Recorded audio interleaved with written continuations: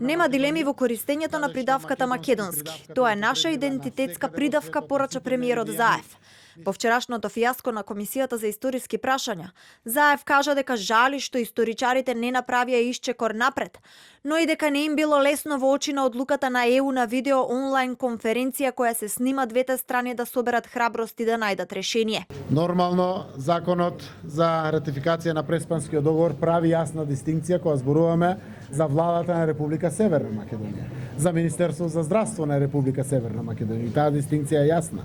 Но кога зборуваме за македонската историја, кога зборуваме за македонската политика, за македонскиот исток, како што ни е Штип, кога зборуваме за македонскиот народ, кога зборуваме за македонско, македонец, македонска, македонско или слично, секако придавката е идентитетска и таа е јасно дефинирана. Според Заев, решенијата со записник се потврдени од двете страни и за цар Самуил и за Кирил и Методи и за Климент и Наум.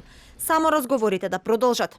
На другата страна од паричката пак, денеска Каракачанов со друго видување за исходот на историската комисија. Аз ще ви кажа, до вчера се уште имав некаква надеж дека историската комисија ќе даде некаков позитивен сигнал на база на кој ќе можевме да го решиме проблемот сега до крај на декември.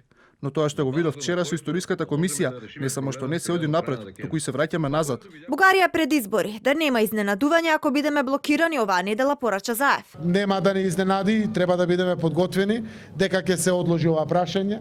Бугарија имаше разбирање кога беа изборите во Република Северна Македонија, има избори пред Бугарија. Не велам дека тоа е причината, но не е исто кога сте пред избори. Дводневната работа на комисијата на историчари вчера заврши со резултат 0.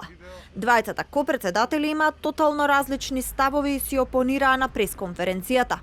Оптимистично е само тоа дека следнава недела за време на европската одлука за старт на преговори со Македонија, историчарите повторно ќе заседаваат.